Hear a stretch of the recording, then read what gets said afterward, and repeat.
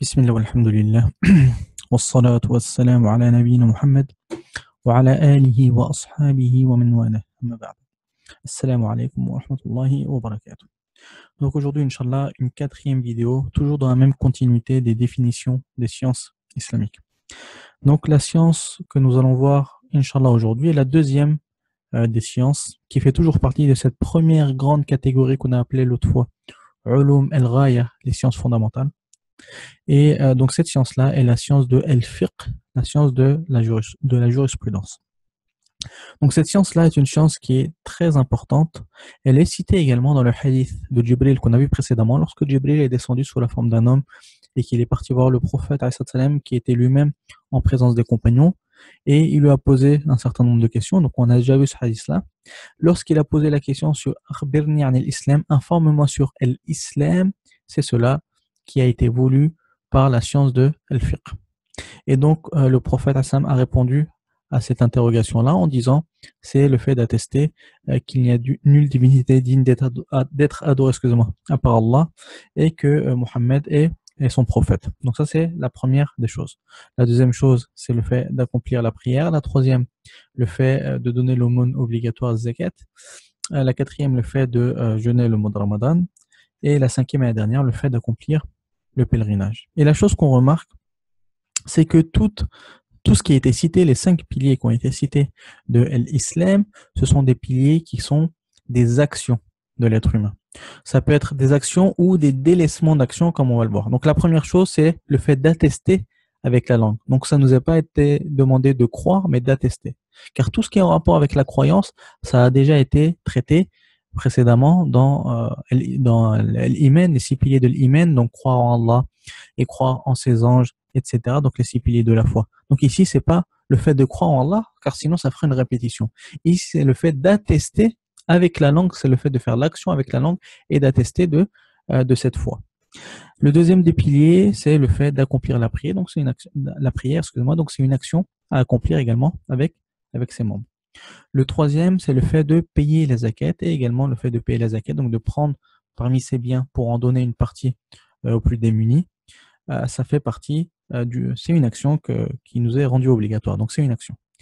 Le quatrième pilier, le fait de jeûner. Donc ici, on pourrait dire c'est pas vraiment une action, c'est le délaissement d'une action, à savoir le délaissement de manger et de boire et d'avoir des rapports avec sa femme durant la journée du mois de Ramadan. Mais ça rentre également, le fait de délaisser une action, ça rentre également dans les actions.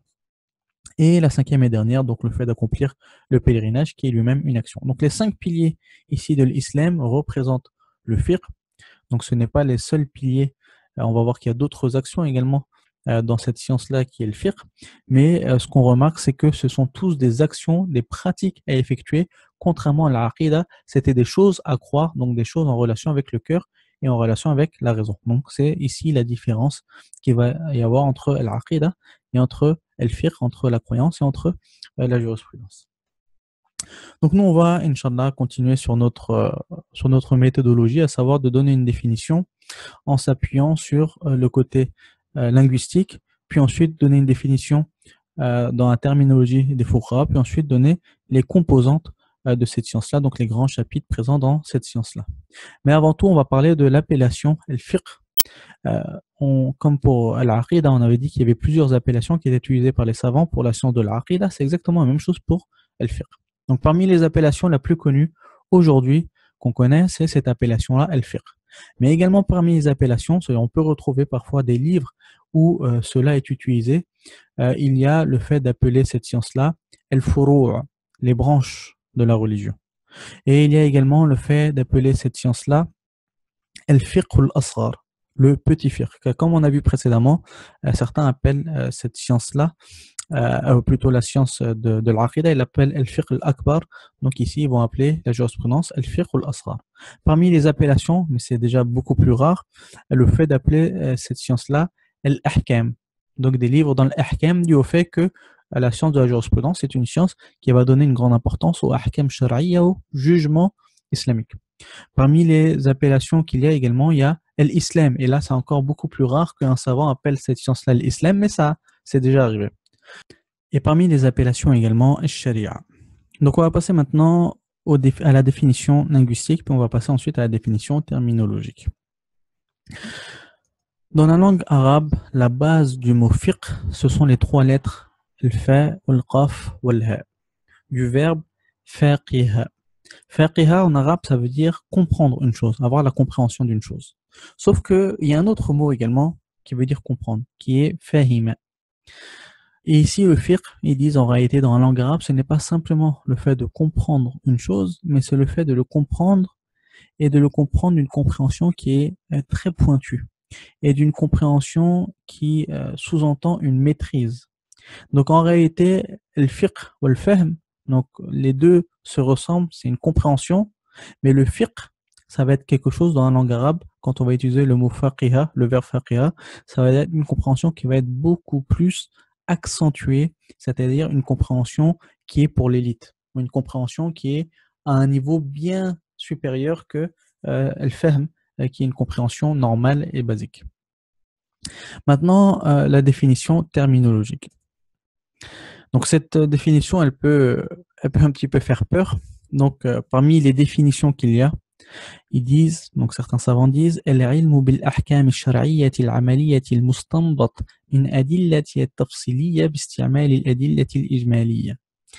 Donc cette définition-là, quand on la lit, elle peut faire un peu peur, elle peut être un peu compliquée, mais quand on va la traiter, Inch'Allah, ça va être plus simple qu'il n'y paraît. Donc le premier mot qui est cité, c'est al-ilm. Donc cette science-là de la jurisprudence, elle est qualifiée par al-ilm. Les savants ont beaucoup parlé sur qu'est-ce que al-ilm, qu'est-ce que la science. Et certains sont partis de l'avis qu'il est impossible de définir qu'est-ce que la science d'une définition pointue. Et d'autres, ils ont dit non, c'était possible de définir qu'est-ce que la science, et ils ont essayé de donner des définitions. Pour ceux qui vont étudier Usul al-Fiqh, ça se traite dans les premiers épîtres comme Al-Waraqat, où l'auteur essaie de donner une définition de al-ilm, et à ce moment-là, dans les explications de Al-Waraqat, certains savants corrigent cette définition ou rajoutent ou donnent leurs avis sur cela. Donc nous, on ne va pas s'attarder, c'est pas le but ici de s'attarder sur la définition de al-ilm, nous c'est la définition de al-fiqh, donc c'est pas la peine. Simplement, ce qu'on peut remarquer, c'est que ici l'auteur n'a pas dit al-ma'rifa, donc il n'a pas cité la connaissance, mais il a cité al-ilm, et al-ilm, ça sous-entend la maîtrise. Et la différence entre al-ilm ou al-ma'rifa, c'est que souvent, donc c'est pas toujours, c'est pas une règle absolue, mais souvent, al-ma'rifa, ça comprend un apprentissage par cœur. Alors que al-ilm, ça comprend une compréhension. Et ça nous indique ici que, comme la plupart des savants ont utilisé al-ilm, même si certains ont utilisé al-ma'rifa, mais la majorité ont utilisé al-ilm, ça nous montre que ici, la jurisprudence, avant d'être quelque chose qui s'apprend par cœur, c'est surtout quelque chose qui se comprend. Donc c'est avant tout une compréhension, puis ensuite un apprentissage, et non l'inverse. Donc c'est pour ça que la plupart des auteurs ont utilisé al-ilm. Donc c'est al-ilm, c'est la science de quelle chose? De al-ahkam. Donc al-ilm bil-ahkam. Al-ahkam qui est le pluriel de al-hukm. Et donc ça nous demande de voir qu'est-ce qu'un hukm. Le hukm, c'est le jugement. Le fait de donner un jugement sur une chose. Que ce jugement-là soit positif ou que ce jugement-là soit négatif. Donc c'est ça le hukm, c'est le fait de donner un jugement sur une chose. Et donc ici, al-fiqh, ça va être la science qui va donner une importance au jugement, de donner sur chacune des choses qu'on va voir un petit peu plus tard, un jugement. Donc ici, les savants ont cité bil-ahkam, c'est-à-dire la science bil-ahkam des jugements, pour exclure. Donc comme on a dit, une définition, ça a pour but également d'exclure ce qui ne fait pas partie du fiqh. Donc exclure par exemple la science des noms et des attributs d'Allah. Ici, car c'est pas un jugement, les noms et les attributs d'Allah ne sont pas un jugement. Donc la jurisprudence ne traitera pas, par exemple, des noms et des attributs, ni des actions d'Allah subhanahu wa ta'ala, ni des différentes histoires et des différentes choses qui sont venues dans les peuples précédents. Donc tout cela, vu que ce ne sont pas des jugements, ça ne rentrera pas dans la science de le-fiqh, ça rentrera dans d'autres sciences. Ensuite, dans la définition, il est dit « ash-shar'iyya ». Donc, c'est pas n'importe quel jugement qui va être traité dans la science du fiqh, c'est l'ahkam ash-shar'iyya, les jugements islamiques qui font partie de sharia al-islamiyya, qui font partie de l'islam. C'est-à-dire que dans le fiqh, on ne va pas traiter des jugements qui ne sont pas islamiques. Et les jugements sont très nombreux. Parmi les jugements, il y a les jugements logiques, comme le fait que 1 et 1 est égal à 2. Ça, c'est un jugement logique, donc ça ne va pas être traité cela dans le sharia. Ou les statuts par expérience, par exemple, comme le fait que le feu brûle ou l'eau mouille, etc. Donc tous ces statuts-là, qui ne sont pas des statuts islamiques, ne seront pas concernés par la science de la jurisprudence. Ensuite, il est dit dans la définition al-amaliya, donc les statuts islamiques qui sont amali, donc qui sont pratiques. À savoir, tout ce qui n'est pas pratique, tout ce qui ne va pas être pratiqué par l'être humain, ça ne rentrera pas dans le fiqh. Par exemple, un statut islamique, mais qui ne sera pas pour une pratique, mais pour une croyance. Le fait d'avoir l'obligation de croire à cela, ou le fait d'avoir l'interdiction de croire en cela. Donc c'est un statut islamique. Mais comme ce n'est pas pratique, ce n'est pas une pratique de l'être humain, mais une croyance de l'être humain, ça rentrera dans la science qu'on a vue précédemment, à savoir la science de l'aqida, de la croyance, et non la science de la jurisprudence. Ensuite, il est dit dans la définition, al-mustanbat. Ici, al-mustanbat revient à al-ilm, donc la science. Donc cette science-là, c'est une science qui est mustanbat. C'est-à-dire, comment on pourrait traduire l'istinbat? C'est le fait que cette science-là, elle soit extraite. C'est le principe de l'extraction. Donc la définition de l'istinbat, il aurait besoin d'une définition à lui tout seul. Donc on va pas nous rentrer, on va pas citer d'autres définitions dans la définition, ce serait trop compliqué. Mais pour faire simple, l'istinbat, c'est le travail de la réflexion. Donc bien évidemment en utilisant les outils adéquats qu'on va voir juste après dans la fin de cette définition-là. Donc le travail du cerveau et de la raison afin d'extraire ces statuts jurisprudentiels. Donc c'est-à-dire que c'est des statuts qui ne sont pas clairs et évidents, donc qui ne sont pas toujours clairs et évidents. Ils vont être souvent moins évidents ou voire parfois cachés, et donc va falloir extraire cette chose-là qui est cachée, un petit peu, si on voulait imaginer cela, un petit peu comme l'huile qu'on va prendre dans une olive, par exemple pour faire l'huile d'olive. Quand on prend une olive et qu'on la tient dans la main, on l'aperçoit pas cette huile-là. C'est-à-dire on prend une olive, on voit pas d'huile. C'est impossible. On peut prendre l'huile, on peut la couper en deux, on peut regarder, on trouvera pas d'huile. C'est-à-dire c'est impossible de trouver de l'huile. Bah ici, cette personne qui va maîtriser le fiqh et qui va utiliser cette olive-là, lui, avec les outils nécessaires, il pourra extraire cette huile-là. Donc comme va faire la personne qui va broyer les olives pour en extraire l'huile. C'est-à-dire que l'huile, elle est présente dans l'olive. Simplement, on ne peut pas l'avoir à l'œil nu pour celui qui n'a pas les outils. Et celui qui a les outils, il aura cette possibilité d'extraire afin d'en ressortir avec l'huile d'olive. Et cette huile d'olive-là, qu'est-ce que c'est? C'est toujours dans notre façon d'imager, ça serait le hukm shara'i amali, donc le statut islamique pratique. Donc c'est un petit peu ce procédé-là si on voudrait imager à l'istinbat, à savoir l'extraction. Et cette extraction-là, comment elle est faite? Est-ce que tout le monde peut la faire? Elle vient de nulle part? Non, bien évidemment, elle a des outils. Donc il faut utiliser les bons outils. Et donc la fin de la définition, c'est pour nous définir quels sont les outils à utiliser. Et dans la définition, il est dit donc min adillatiha at-tafsiliyya باستعمال الأدلة الإجمالية. Donc il nous est dit en utilisant al-adilla. Al-adilla, qui est le pluriel de ad-dalil, ou ad-dalil, c'est la preuve, c'est la chose qui va nous indiquer où se trouve le statut jurisprudentiel. Donc c'est la preuve. Ça, on pourrait traduire comme étant la preuve. Donc l'auteur ici il nous dit en utilisant al-adilla qu'il a caractérisé.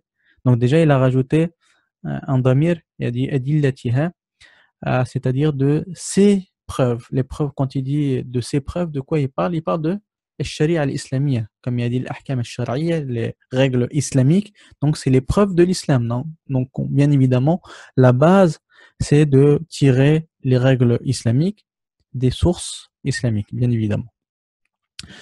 Et ici, l'auteur nous a donné deux catégories de preuves. Il nous a cité la première catégorie qui était al-adillatu at-tafsiliyya, et la deuxième catégorie qui était al-adillatul ijmaliyya.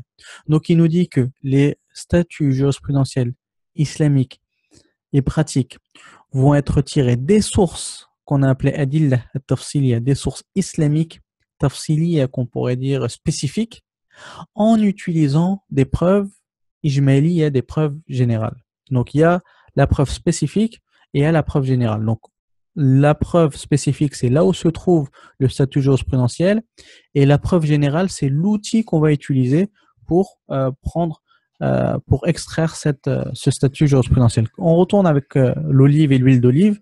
Donc, cette olive-là, on va la nommer comme étant la preuve spécifique, car c'est de cette olive-là qu'on va extraire l'huile d'olive.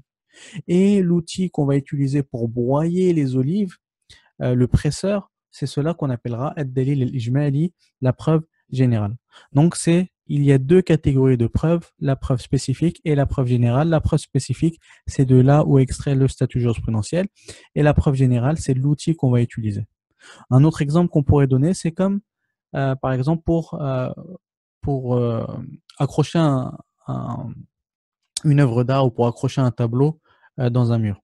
On aura besoin d'un clou et on aura besoin d'un marteau. Donc, si on a besoin d'accrocher une centaine de tableaux sur le mur, on aura besoin d'une centaine de clous. Mais on n'aura besoin que d'un seul et unique marteau. Donc, on dira que chaque clou qu'on aura utilisé, ça, on pourra l'appeler comme un dalil tafsili, une preuve spécifique. Et le marteau, donc le seul et unique marteau qu'on va utiliser, c'est un outil. Donc, ce n'est pas réellement une preuve, mais c'est plus un outil. On peut le nommer comme un dalil ijmali. Et donc, quelle est ici, quelle est, on va dire, quelle est la relation entre le dalil tafsil et le dalil al-ijmali, donc la preuve spécifique et la preuve générale? Donc, la preuve spécifique, c'est le travail du faqih, donc celui qui est dans la science de la jurisprudence. Il va chercher dans ces preuves spécifiques-là en pratiquant ce qu'il a vu de théorique dans les preuves générales. Et les preuves générales, on va voir que c'est la science de usul al-fiqh. Donc, la science qui donne de l'importance à ces preuves générales, aux outils que va utiliser le faqih, c'est la science de usul al-fiqh. Et le côté pratique du fiqh, c'est-à-dire une fois que quelqu'un a maîtrisé ce côté théorique et qui va maintenant regarder dans les preuves spécifiques, c'est là qu'on appelle la science de le fiqh. Donc on pourrait dire que le fiqh, c'est le côté pratique et usul al-fiqh, c'est le côté théorique. Donc c'est les outils, comment maîtriser ces outils et de définir chacun de ces outils, etc. et les techniques d'utilisation des outils. Et le fiqh, c'est la pratique d'utilisation de ces outils dans le concret, c'est-à-dire dans les preuves spécifiques. Et les preuves spécifiques, donc c'est le Coran et la Sunna pour nous les musulmans. Donc c'est plus l'olive et c'est plus le clou, c'est le Coran et la Sunna. Et les preuves générales, ça c'est des choses qui seront traitées dans Usul al-Fiqh, à savoir la langue arabe, à savoir un certain nombre de règles islamiques et un certain nombre de règles logiques, etc. Donc tout cela, on le verra quand on verra la définition de Usul al-Fiqh. Ensuite, quelles sont les composantes de cette science-là de El-Fiqh? Ils disent qu'il y a, donc les savants ont classifié, ont catégorisé cette science-là en 5 grandes catégories. Donc c'est simplement pour s'organiser qu'ils ont fait ces 5 grandes catégories. En réalité, on aurait pu en faire beaucoup plus que cela, ou on aurait pu en faire moins que cela. Et d'une école de jurisprudence ou d'un savant à un autre, ça peut changer. Certains vont rajouter une autre catégorie ou vont enlever une certaine catégorie. Donc, bien évidemment, c'est simplement un titre d'organisation. Il n'y a rien de, c'est pas une révélation ces catégories-là. C'est juste les statuts jurisprudentiels qui sont des révélations. Mais les catégories en elles-mêmes, c'est simplement un titre d'organisation et un titre d'écriture, donc la façon dont on écrit les fuqaha. Donc la première de ces catégories-là que compose Usul al-Fiqh, le premier grand chapitre, c'est al-ibadat, les adorations. Donc les adorations, ça comprend la prière, mais comme dans la prière, il y a une condition très importante qui est la purification. Donc les savants, ils ont mis un chapitre avant la prière qui est le chapitre de la purification. Ça comprend également la zakat, ça comprend également le jeûne et ça comprend le pèlerinage. Et il y a un certain nombre de pratiques où ce n'est pas réellement des adorations, ça reste des pratiques islamiques, mais ça ne rentre pas réellement dans l'appellation de l'adoration, mais certains savants l'ont quand même rentré, comme l'aqiqa, les différentes choses à pratiquer lorsqu'on a une nouvelle naissance, lorsqu'on a une naissance, l'udhiya, le sacrifice de l'Aïd, le djihad, la guerre sainte, et d'autres choses qui ne font pas réellement partie de cette catégorie-là de l'ibadat, mais comme on savait pas, certains savants ne savaient pas où les mettre, ils l'ont mis dans cette catégorie-là. Le deuxième des grands chapitres, c'est ce qu'on appelle al-usra. Donc il y a plusieurs appellations selon les écoles de jurisprudence. Il y en a, ils l'appellent al-nikah ou al-ankiha, le pluriel, ou al-zawaj ou al-usra, ou il y a plusieurs appellations. Même c'est tout ce qui est en rapport avec la famille. Donc ça va comprendre le mariage, mais ça va comprendre également le divorce.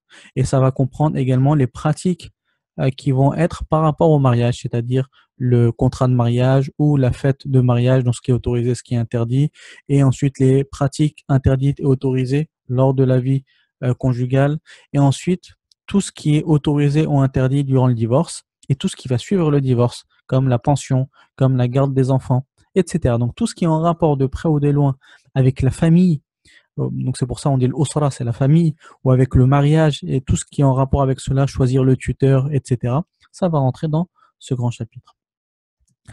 Le troisième des chapitres, c'est El Bouyour, ou, donc ça c'est une des appellations, il l'appelle Bouyour, ou il l'appelle El Muamalat, et El Muamalat c'est peut-être mieux comme appellation car c'est encore plus général. Donc ça va comprendre tout ce qui est en rapport avec l'argent, que ce soit le commerce, ou que ce soit la location, ou que ce soit également le fait de faire un cadeau, ou que ce soit également les différents contrats. Donc, tous les contrats qu'il peut avoir, donc quand quelqu'un va garder l'argent de quelqu'un d'autre, euh, ou de savoir si une chose va rentrer dans riba, l'usure, ou ne va pas rentrer dans l'usure, etc. C'est-à-dire tout ce qui est en rapport avec l'argent, ça va être traité dans ce chapitre-là. C'est un chapitre qui est très vaste, avec beaucoup de règles, et beaucoup de messages, et beaucoup également de différents commerces et des différentes transactions en islam, c'est-à-dire les transactions qui existaient à l'époque et les transactions nouvelles qui y a à notre époque. Le chapitre qui vient après, donc il a plusieurs appellations. Donc ils disent El-Qada, donc c'est l'appellation la plus courante, et va rentrer dans le Qada donc différents sujets. Donc El-Qada, ce qui évolue, c'est le travail du juge islamique, entre guillemets. Et donc, comme il y a un certain nombre de choses qui ne peuvent être faites que lorsqu'il y a un juge islamique, c'est-à-dire que lorsqu'il y a un gouvernement islamique, ils ont rentré la plupart des règles qui sont conditionnées par la présence d'un juge islamique dans ce chapitre-là. Donc ça va comprendre donc tout ce que le juge peut faire ou doit faire. Ça va comprendre les serments, donc le fait de témoigner, ou plutôt les témoignages quand quelqu'un a vu quelqu'un faire quelque chose d'interdit, donc les témoignages.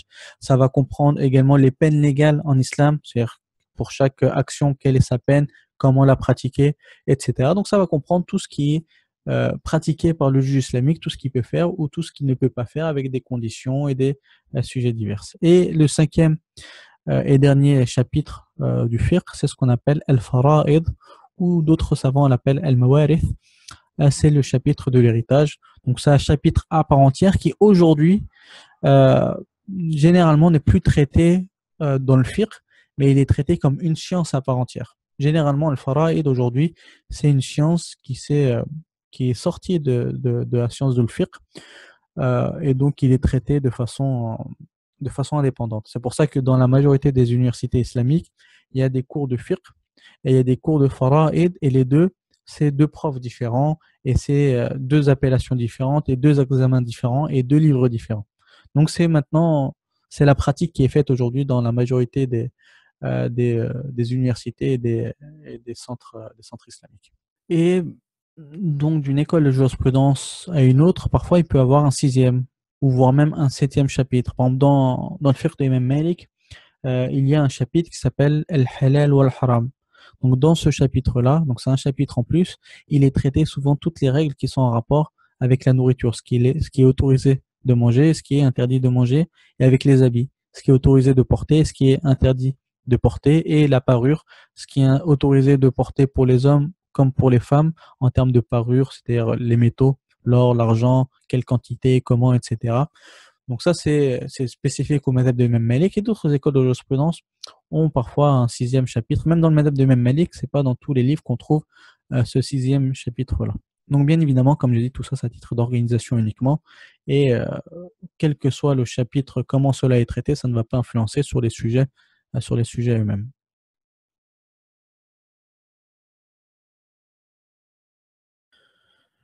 Nous allons voir maintenant, Inch'Allah, la définition de l'ihsan, la science de l'ihsan, la science de la spiritualité. Donc, la science de l'ihsan, la spiritualité, est une des trois sciences fondamentales qu'on a vues précédemment. Toujours, c'est venu dans le hadith de Jibril. Quand Jibril est descendu sous la forme d'un être humain et qu'il a parlé au prophète sallam et qu'il lui a posé un certain nombre de questions alors qu'il était en présence des compagnons, il lui a posé la question sur l'ihsan et il lui a demandé de l'informer sur qu'est-ce que l'ihsan. Et le prophète sallam lui a répondu l'ihsanu an ta'budu Allah ka'annaka tara fa in lam takun tara fa innahu yarak. On verra, Inch'Allah, ça plus en détail, cette parole-là du prophète, on la verra, Inch'Allah, tout à la fin, quand on verra le pilier fondamental de l'ihsan, qui est ce pilier-là. On verra qu'est-ce qui évolue par cette parole-là. Cette science-là de l'ihsan a eu diverses appellations.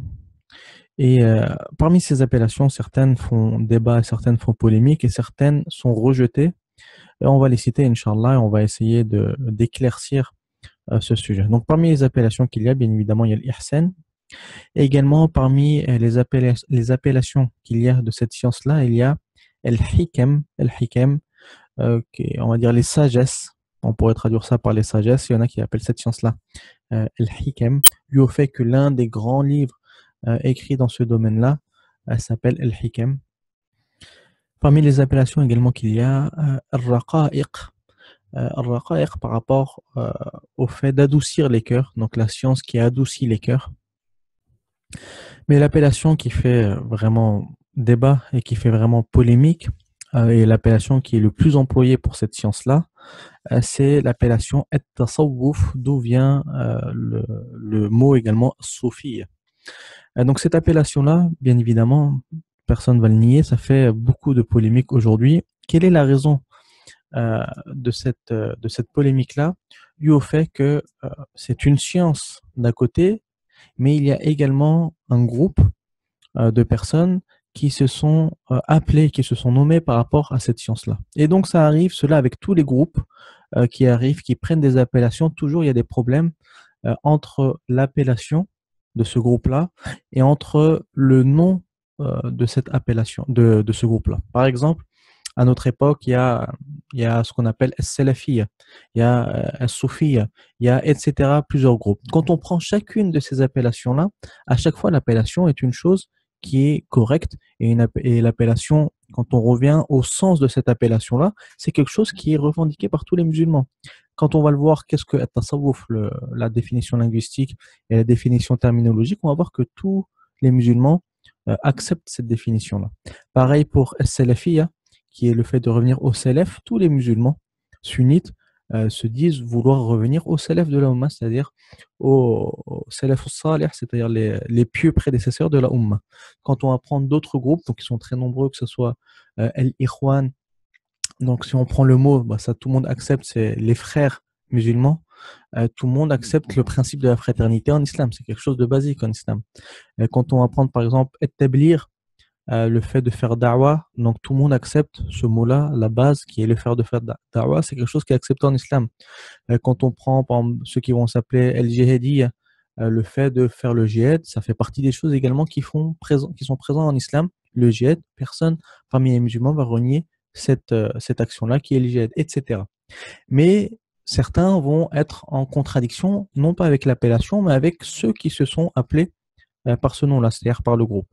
Et c'est pour ça que ça crée des confusions. On va voir des personnes être contre Salafiyya, contre l'Ikhwan ou contre Soufia, etc. Mais cela ne veut pas dire qu'ils sont contre l'appellation.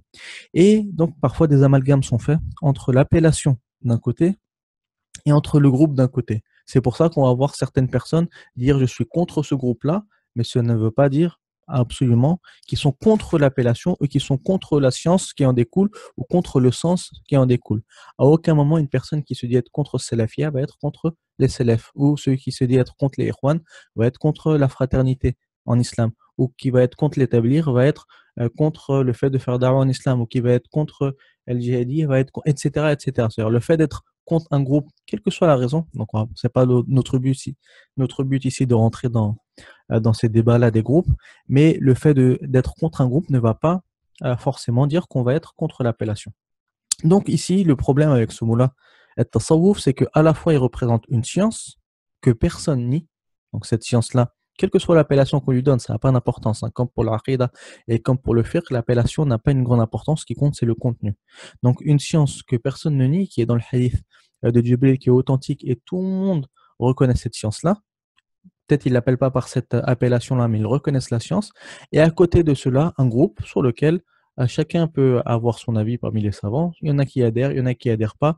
Et au sein même de ceux qui s'appellent As-Soufiyya, il y a plusieurs groupes et plusieurs compréhensions de Soufiyya, c'est-à-dire parmi les groupes, etc.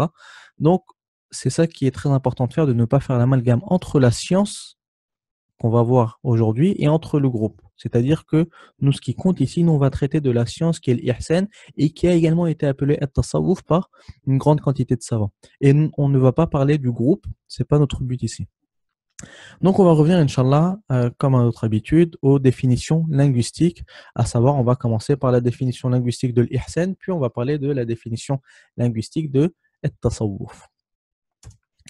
Donc, al-ihsan, les trois lettres de base de al-ihsan, c'est le ha, le sin et le nun. Et ces trois lettres, quand elles sont réunies, elles ont comme volonté d'indiquer une chose qui est bien. Donc, al-ihsan, quand on dit quelque chose qui est hasan, c'est quelque chose qui est bon, qui est correct, qui est bien. Et ce qui est voulu donc par al-ihsan, le côté linguistique, c'est le fait d'améliorer une chose. Et on va le voir quand on va voir la définition terminologique, on va voir qu'il y a une forte relation entre ici la définition linguistique qui est le fait de s'améliorer et d'améliorer une chose, et entre la définition terminologique qu'on verra plus tard. Pour at-tasawwuf, les trois lettres de base, c'est le sad, le fa et le waw. On dit as-safa qui est la pureté, la purification d'une chose. Et at-tasawwuf de ces trois lettres-là, donc as-sad, le fa ou le waw, c'est le fait d'enlever ce qui est mal. Donc le premier, al-ha, as-sin ou nun, c'est le fait de améliorer une chose. Et le deuxième, c'est le fait d'enlever une chose qui est mauvaise. Donc on voit que la définition linguistique, elle est très proche entre at-tasawwuf et entre al-ihsan quand on revient à la base du mot. Ensuite, concernant la définition terminologique de at-tasawwuf. Donc il y a énormément de définitions qui ont été données. Je les ai bien évidemment pas toutes ramenées. J'en ai sélectionné trois. Et les trois, elles vont dans le même sens, mais chacune de ces trois-là rapporte des informations que l'autre définition n'apporte pas. Donc, nous allons voir, Inch'Allah, ces trois définitions. La première des définitions, cette définition-là, elle a été citée par un des grands savants qui s'appelle El-Junayd, qui est un grand savant irakien de l'époque des Salaf, qui est connu pour avoir excellé dans cette science-là de Tasawwuf, ou de cette science-là de Al-Ihsan, où il a donné plusieurs définitions, lui, de cette science-là, dans divers écrits, mais une des définitions qu'il a données, qui a le plus marqué les esprits de ses étudiants, c'est cette définition-là où il dit que at-tasawwuf, c'est as-sabru tahta al-amri wan-nahi. C'est le fait de patienter sur les ordres d'Allah et les interdictions d'Allah. C'est-à-dire que lorsque Allah subhanahu wa ta'ala t'ordonne une chose, tu patientes. Ça veut dire quoi patienter? Ça veut dire patienter dans l'application de cet ordre-là. Et lorsque Allah subhanahu wa ta'ala t'interdit une chose, tu patientes. Ça veut dire quoi patienter ici? Tu patientes dans le fait de t'abstenir de pratiquer ce qu'Allah subhanahu wa ta'ala t'a interdit de faire. Donc c'est le fait de patienter dans l'obéissance d'Allah subhanahu wa ta'ala. Donc ça c'est la première définition qui a été citée par l'imam El-Junayd. La deuxième définition qui a été citée par l'imam Ahmed Zarrouq, un grand savant maghrébin.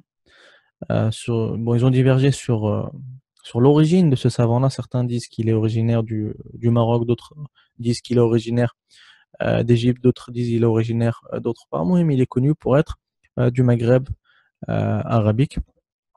Et lui-même, il a écrit une explication ou des explications sur un livre qui est un livre de référence dans cette science-là, qui s'appelle Al-Hikam.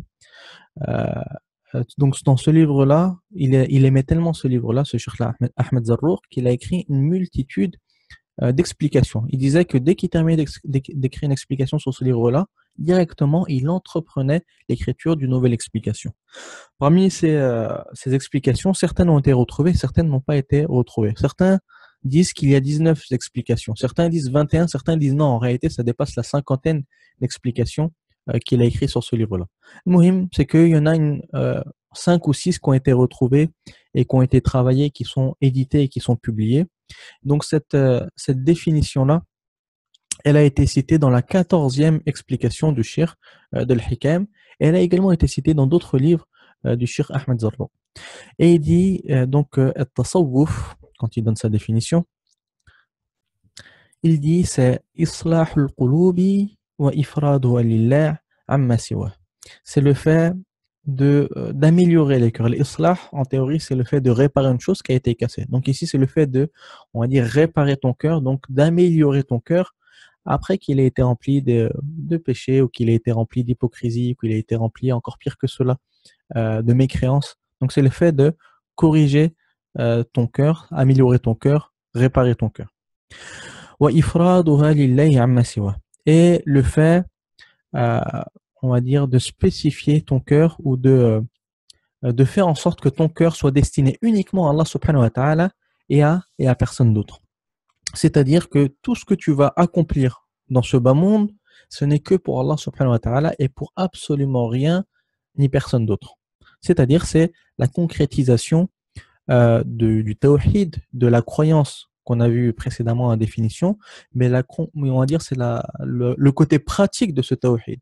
Alors que nous, ce qu'on a vu quand on a vu la définition, c'était le côté théorique, c'est-à-dire que tu peux apprendre les sciences de la croyance, la science de la croyance, des définitions, des preuves, et au final, tu finis par être un mushrik, un associateur, un mécréant. C'est-à-dire que la science ne va pas forcément te donner l'application. Donc en réalité, ici, ce que nous dit le Cheikh Ahmed Zarruq, c'est que la science de tasawwuf ou la science de l'ihsan, c'est ce qui va te donner la pratique de ce que tu as appris. C'est-à-dire qu'il y a le côté théorique qu'on a vu, le fiqh et l'aqida, et ici, c'est le côté pratique de ce que tu as appris précédemment. Donc ça, c'est la définition de Ahmed Zarruq. Parmi les définitions également qui ont été données, donc cette définition-là, j'ai oublié qui est l'auteur de cette définition-là, mais c'est pas très important. Moi-même, ça fait partie des savants de référence qui ont cité cette définition-là, et c'est une définition qui est également reconnue. Tadrib al-nafsi ala al-ubudiyya, c'est le fait d'entraîner ton nafs, d'entraîner ton âme sur l'adoration. L'adoration de qui? L'adoration d'Allah subhanahu wa ta'ala, bien sûr. Donc le fait d'habituer ton âme de telle sorte à ce que l'adoration ce ne soit plus quelque chose de pénible, ça ne soit plus quelque chose de difficile, mais ton âme, elle en redemande de l'adoration jusqu'à que l'adoration devienne quelque chose de naturel où tu prends goût. Jusqu'à que un des savants disait, j'ai commencé à pratiquer la prière et je me forçais à faire la prière de la nuit. Je me forçais à faire la prière de la nuit jusqu'à que je sois arrivé à un état, au bout de certaines années, où quand je ratais la prière de la nuit, c'est là où je me sentais mal. Et quand j'étais en train de faire la prière, je me sentais bien, et quand je faisais le salam pour sortir de la prière, je commençais à me sentir mal. C'est-à-dire le fait d'habituer ton corps et ton âme à te sentir bien que dans l'adoration et à détester ton état quand tu n'es plus en adoration. Et parmi les définitions, on trouve une, donc je ne l'ai pas citée, cette 4e définition, mais elle est très simple. Cette 4e définition qui a été citée, c'est une définition qui est très connue également, où certains ont défini cette science-là de l'ihsan wa tasawwuf en disant que l'ihsan wa tasawwuf, c'est l'ikhlas. Rien de plus. Ils ont simplement dit que c'est l'ikhlas, c'est la sincérité. Donc c'est la science qui t'apprend la sincérité. Comment être sincère dans la religion, mais d'un côté pratique et non d'un côté théorique. C'est-à-dire comment devenir sincère de façon pratique. Donc ça, c'est par rapport aux définitions qui ont été données dans la terminologie des savants dans la science de tasawwuf ou dans la science de l'ihsan. Et comme cette science-là, donc c'est pas comme la science de l'aqida et la science de fiqh qui est, on va dire, qui est répandue, elle n'est pas répandue cette science-là autant que le fiqh et l'aqida, dû au fait que certains groupes parfois se sont attribuer cette science-là, comme quoi ils étaient les seuls à pouvoir enseigner cette science-là ou maîtriser cette science-là. Donc certains parmi les musulmans ont eu un rejet par rapport à cette science-là. Et donc, selon moi, il était important de citer quelques paroles de personnes, de savants, d'imams, qui ont excellé dans cette science-là, qui ont été reconnus comme savants dans cette science-là, des paroles qui vont enlever certains mythes que certains ont sur cette science-là. Et donc, j'ai sélectionné 3 paroles. Donc, une parole de l'imam El-Junayd, qui est, comme j'ai dit précédemment, il fait partie de l'époque des Salaf, et c'est un grand savant qui a excellé dans cette science-là. Il y a unanimité sur ce savant-là qu'il a excellé dans cette science-là, excusez-moi. La deuxième parole, c'est une parole de l'imam Malik. Et on verra que cette parole-là, attribuée à l'imam Malik, il y a une divergence. On verra est-ce qu'elle a réellement été prononcée par l'imam Malik ou pas. On verra en temps voulu. Et une troisième parole qui a été citée par un savant décédé récemment, un savant tunisien décédé récemment, qui va un petit peu aller dans la lignée de ce qu'on va voir. Donc la première parole, qui est la parole de l'imam Al-Junayd, il dit la parole suivante. Donc il dit إذا رأيتم الرجل يمشي على الماء ويطير في الهواء فلا تغتروا به حتى تختبروه في أمر الله ونهيه. Si vous voyez un homme qui marche sur l'eau ou qui vole dans les airs, ne soyez pas dupés par cette personne-là, jusqu'à que vous lui fassiez un examen sur ce qu'Allah subhanahu wa ta'ala lui a ordonné d'effectuer et lui a interdit d'effectuer. Qu'est-ce que ça veut dire? Ça veut dire que ce qui est connu, et ça c'est affirmé par tous les savants sunnites, quels qu'ils soient, c'est que la personne qui est pieuse, qui a atteint un niveau dans la piété élevé, Allah subhanahu wa ta'ala peut lui mettre des miracles dans ses mains. Quand on dit dans ses mains, c'est-à-dire il peut lui donner un certain nombre de miracles qui lui arrivent. Parmi ces miracles-là, ça peut être le fait qu'il vole dans les airs ou le fait qu'il marche sur l'eau. Ça peut être ça ou ça peut être moindre que cela ou plus que cela. Donc il n'y a pas de, il n'y a pas une règle bien précise par rapport à cela. C'est-à-dire Allah subhanahu wa ta'ala peut lui donner un miracle. Cependant, ce miracle-là, qu'on appelle karama, ce miracle-là, il n'y a pas de lien de cause à effet. C'est pas parce que tu as un miracle que tu es pieux, et c'est pas parce que tu es pieux que tu as un miracle. C'est-à-dire tu peux être pieux sans avoir de miracle, et tu peux avoir un miracle sans être pieux, ou encore pire que cela. Tu peux faire passer quelque chose qui est pire que l'absence de miracle. Tu peux faire passer de la sorcellerie ou passer de la mécréance pour un miracle, ce qui arrive parfois à notre époque, encore aujourd'hui, ça arrive. Donc ici, ce que nous dit l'auteur, c'est que le fait d'avoir un miracle, ce n'est pas une preuve. Ce qui compte, ce qui est une réelle preuve, c'est le fait de tester une personne dans son obéissance à Allah et le fait de s'abstenir de pratiquer les interdictions d'Allah subhanahu wa ta'ala. C'est comme s'il nous dit, ne vous accrochez pas et ne vous attachez pas à l'apparence des personnes, c'est-à-dire même si elles volent dans les airs et même si elles marchent sur l'eau, c'est quelque chose, c'est apparent ça que c'est un miracle. Il dit, ne vous accrochez pas à cela. Si vous voyez quelqu'un faire cela, ne le considérez pas pieux. Vous allez le considérer pieux comment? En lui faisant un examen. C'est quoi l'examen? Bien évidemment, c'est un examen, tu vas pas aller le voir, tu lui poses des questions. C'est le fait de le voir qu'il est fermement accroché aux ordres d'Allah. Tout ce qu'Allah subhanahu wa ta'ala lui ordonne de faire, il le fait sans discuter. Et tout ce qu'Allah subhanahu wa ta'ala lui interdit de faire, il le délaisse sans discuter. C'est ça, c'est comme ça qu'on reconnaît une personne qui a pratiqué cette science-là et qui a maîtrisé cette science-là de at-tasawwuf et non le fait de voler dans les airs et le fait de marcher sur l'eau. Donc ça, c'est la parole de Al-Junayd qui nous montre l'importance, contrairement à ce qu'on pourrait croire, l'importance que donne ici cet imam-là à la pratique ferme de la charia d'Allah subhanahu wa ta'ala et le délaissement ferme des interdictions d'Allah subhanahu wa ta'ala. Donc ça, c'est la première parole. La seconde parole, donc, qui est attribuée à l'imam Malik, c'est une parole où l'imam Malik a dit « Man tafaqqaha wa lam yatasawwaf » l'imam Malik il dit « Man tafaqqaha wa lam yatasawwaf »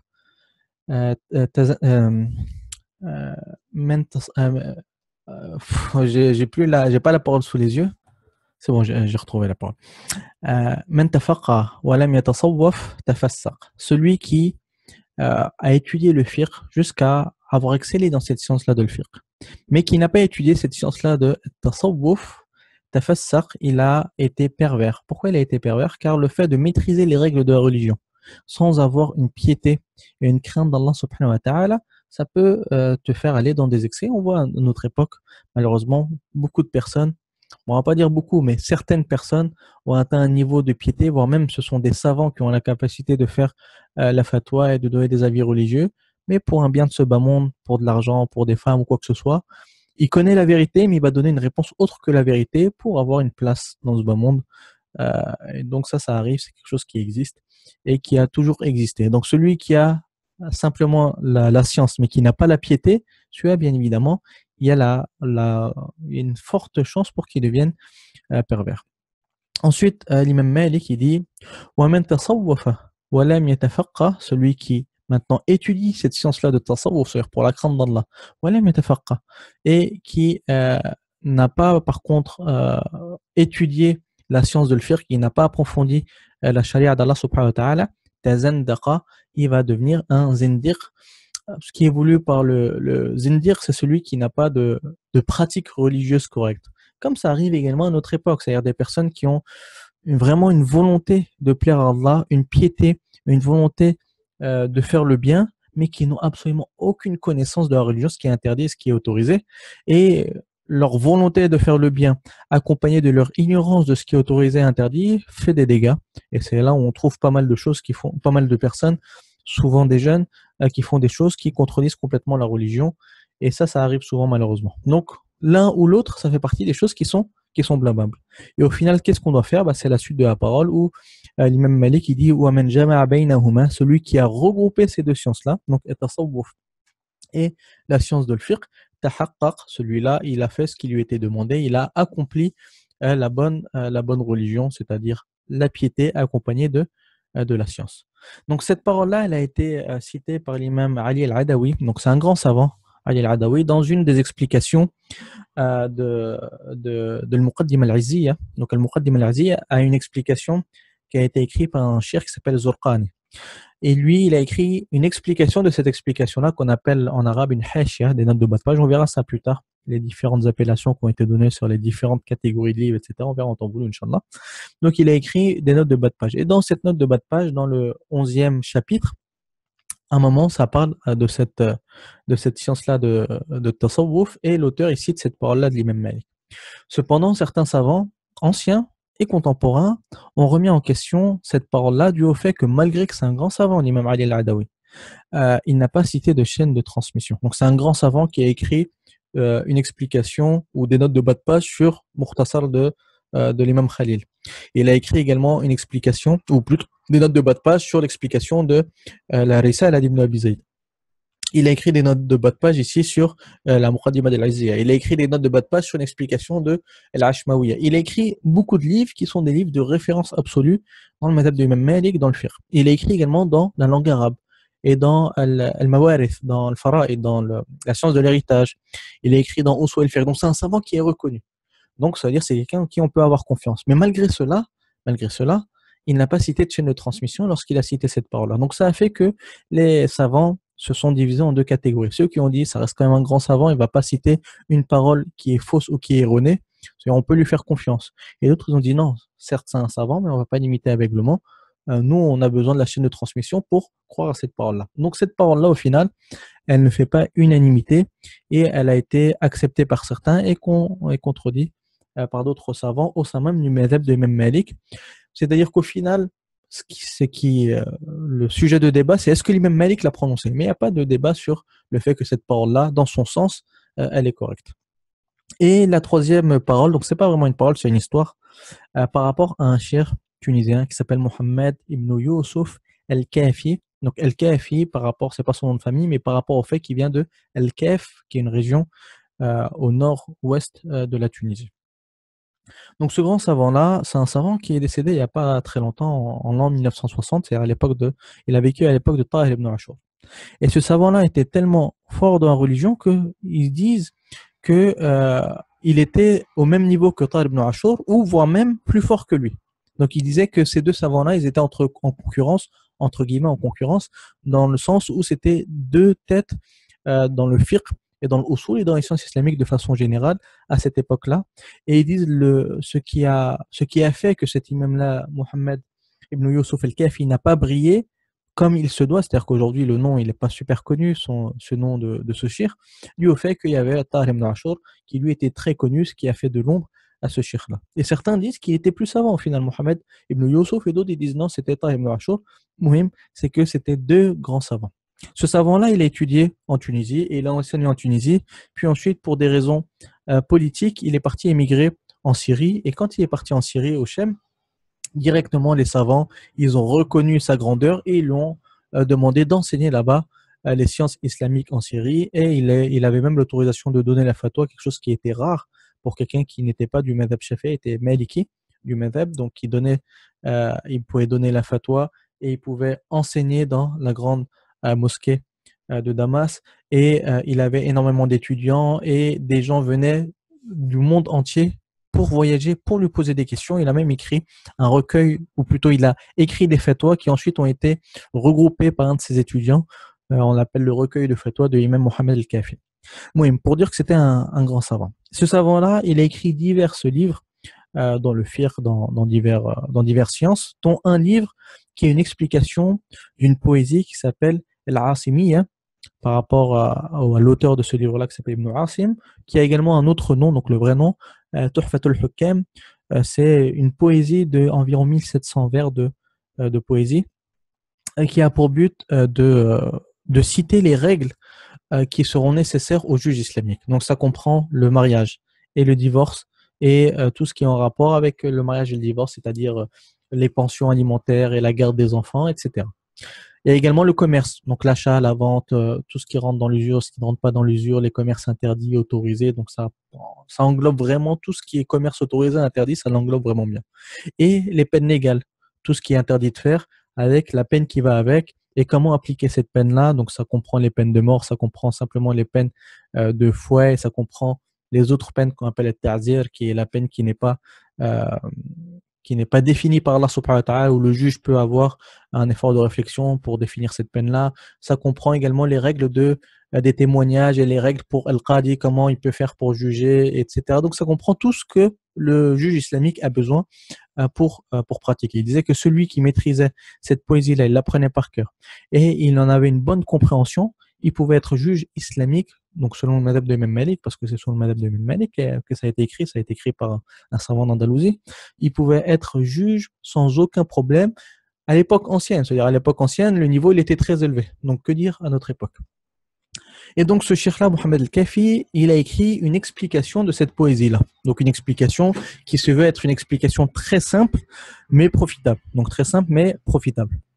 Et il y a un étudiant qui est parti voir ce cheikh-là, Mohammed al-Kafi, et il lui a posé la question, donc quand il était en Syrie, il lui a dit, oh cheikh, s'il te plaît, donne-moi un livre ou donne-moi quelque chose ou donne-moi des conseils pour que je puisse m'améliorer dans ce côté-là de la religion qui est la spiritualité, dans l'ihsan ou tasawwuf, pour pouvoir craindre Allah davantage et être pieux et me rapprocher d'Allah. Et il s'attendait, généralement, quand on pose ces questions-là, on s'attend généralement à des conseils qui vont attendrir ton cœur, ou on s'attend à ce que le cheikh te donne par exemple du dhikr à faire ou des passages de Coran à lire ou des hadiths à lire ou quoi que ce soit. C'est-à-dire quelque chose vraiment dans ce domaine-là, ou une explication peut-être de Al-Hikam ou une explication d'un livre dans ce domaine-là. Et il a été surpris, cet étudiant-là, par la réponse du cheikh. Le cheikh, qu'est-ce qu'il lui a fait? Il lui a attendu son explication sur Al-Asimiyya. Et cet étudiant-là, donc il n'a pas compris, parce que le fiqh, ce qui est connu du fiqh, c'est une science, généralement on lui donne cette réputation-là, une science qui est un peu sèche, une science même qui parfois durcit le cœur, dû au fait que c'est haram, halal, c'est des catégories, c'est un petit peu des maths par rapport à la religion, c'est-à-dire c'est très carré, avec beaucoup de jugements, et c'est un côté très scientifique qui peut un petit peu durcir le cœur. Donc il s'est dit, peut-être le cheikh, il n'a pas compris ma question. Il lui a reposé la question et il lui a redonné une seconde fois. Il a dit, tiens, prends ce livre-là. Et il lui a dit, bah, pourquoi, cheikh, moi je te demande plus de piété et plus de spiritualité dans ma vie, et toi tu me donnes un livre qui donne l'inverse. C'est-à-dire qui va donner plus de dureté du cœur. Et il lui a répondu, donc cette chose-là, Mohammed al-Kafi, il lui a dit, car tu ne seras jamais rapproché d'Allah et pieux, et tu n'auras jamais une réelle crainte d'Allah subhanahu wa ta'ala si lorsque tu achètes et tu vends, tu te trompes dans la marchandise, c'est-à-dire que tu trompes les gens en vendant, et tu trompes les gens également en achetant, tu ne donnes pas ce que la personne elle mérite, ou que tu te trompes dans les règles du mariage et du divorce et tu ne respectes pas les droits de ta femme et de tes enfants, tu ne seras jamais quelqu'un de pieux qui aurait une bonne spiritualité. Donc la spiritualité est directement liée à ta pratique de la religion, des ordres d'Allah et au délaissement des interdictions d'Allah subhanahu wa ta'ala. Et donc, c'est simplement pour illustrer, parfois on a cette image-là que celui qui donne de l'importance à cette science-là de at-tasawwuf, c'est celui qui s'enferme dans une montagne et qui vit à l'écart de tout le monde et qui peut-être même ne prie pas et ne pratique pas la religion, juste il est dans tout ce qui est un petit peu le mystique, etc. Non, la vraie science de tasawwuf, elle est basée avant tout sur la concrétisation du tawhid, l'unicité d'Allah, et la pratique des ordres divins et le délaissement des interdictions d'Allah subhanahu wa ta'ala. Donc on va revenir maintenant au pilier de cette science-là. Donc cette science-là, elle a un seul grand pilier. Donc celui qui a concrétisé ce pilier-là, il a atteint le summum de cette science-là, qui est l'ihsan et tasawwuf, sachant que ce pilier-là, tout le monde cherche à l'atteindre, mais le but n'est pas toujours atteignable. Donc ici, c'est un but à atteindre, mais c'est pas forcément facile à l'atteindre, voire peut-être c'est même pas possible à l'atteindre. C'est quoi ce but-là? Comme dans le verset de hadith de Jibril, donc il dit, le prophète alayhi salam, quand Jibril lui a posé la question, An ta'budallaha, que tu adores Allah, donc l'ihsan c'est le fait que tu adores Allah, ka'annaka tara, comme si tu le voyais. Donc le fait d'adorer Allah comme si tu le voyais, et en réalité, c'est pas simplement le fait d'adorer Allah comme si tu le voyais, c'est de te comporter en tout temps, dans toutes circonstances, comme si tu voyais Allah subhanahu wa ta'ala. C'est-à-dire le fait de délaisser les péchés en tout temps et de faire des choses qui plaisent à Allah en tout temps. Donc c'est ça la première partie. فَإِنْ لَمْ تَكُنْ تَرَاهُ فَإِنَّهُ يَرَاكَ. Car si tu ne le vois pas toi, sache que lui il te voit. Donc c'est le fait que dans chaque situation, tu considères comme si tu étais en présence d'Allah, c'est-à-dire c'est le plus haut niveau que tu puisses avoir, c'est-à-dire que tu vas toujours faire en sorte de lui plaire et de le satisfaire, et donc pratiquer ses ordres et délaisser ce qui t'a interdit de faire. Donc c'est le seul et unique pilier qu'il y a. Après, bien évidemment, ceux qui ont écrit dans la science de Tasawwuf ont essayé de donner des maratib, etc. Donc ça s'étudie en profondeur pour celui euh, qui va étudier cette science-là. Il va voir qu'il y a plusieurs avis plusieurs méthodologies et plusieurs avis et plusieurs tendances dans l'écriture et l'étude de cette science-là qui va être orientée selon les époques et selon les régions et selon également les écoles de jurisprudence ou les écoles dogmatiques de la personne. Ça va influencer dans cette science-là. Donc on a fini avec ces trois sciences-là fondamentales qui sont al-aqida, wal-fiqh, wal-ihsan. Et donc si on voudrait vulgariser et résumer chacune de ces trois sciences en une seule question, donc une question pour chacune des sciences, comment présenter cette science-là, on pourrait dire que la science de l'aqida, ça a pour but de répondre à une question, c'est qui est Allah subhanahu wa ta'ala. Donc de répondre à qui est Allah, c'est-à-dire cette science-là de la croyance, c'est pour te montrer et t'indiquer et t'informer sur Allah subhanahu wa ta'ala et bien évidemment tout ce qui découle, c'est-à-dire les anges, les livres, etc. Et la science de al-fiqh, ce n'est pas pour t'informer qui est Allah, c'est une fois que tu sais qui est Allah subhanahu wa ta'ala, tu as eu cette connaissance-là de ses noms, de ses attributs et tout ce qui en découle.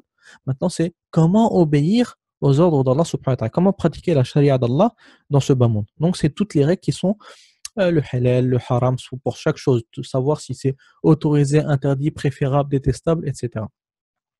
Et la dernière des sciences, la science de l'ihsan, la science de tasawwuf, c'est la science qui a pour but de, de répondre à la question comment aimer Allah et comment être aimé d'Allah subhanahu wa ta'ala pour faire que Allah subhanahu wa ta'ala t'aime. C'est-à-dire qu'une fois que tu as eu le côté théorique de la croyance et le côté théorique de la jurisprudence du fiqh, maintenant cette science-là, ça a pour but de t'aider à pratiquer donc le côté pratique de ces deux sciences qu'on a vues précédemment. C'est-à-dire tu as les règles de fiqh et les règles de la croyance, bah, cette science-là de l'ihsan, c'est t'aider à la pratiquer. Parce que c'est facile d'étudier le fiqh, tu peux connaître les règles de la prière, les règles de la zakat, les règles du jeûne, les règles du hajj, et ne jamais la pratiquer. Donc cette science-là, c'est pour t'aider à la pratiquer et te donner le courage de pratiquer ce que tu as appris. Et au final, ces trois...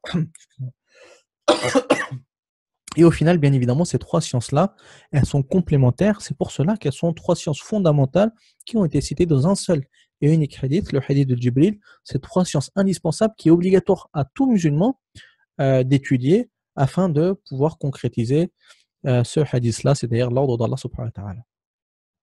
Et on a fini avec cette vidéo-là. Barakallahu fikum. Et on verra, Inch'Allah, dans le cours suivant, les autres sciences, donc non plus à cette catégorie-là, mais ce qu'on appelle ulum al-ala, les sciences secondaires, c'est-à-dire les sciences outils, à partir du cours prochain, Inch'Allah. Assalamu alaikum wa rahmatullah.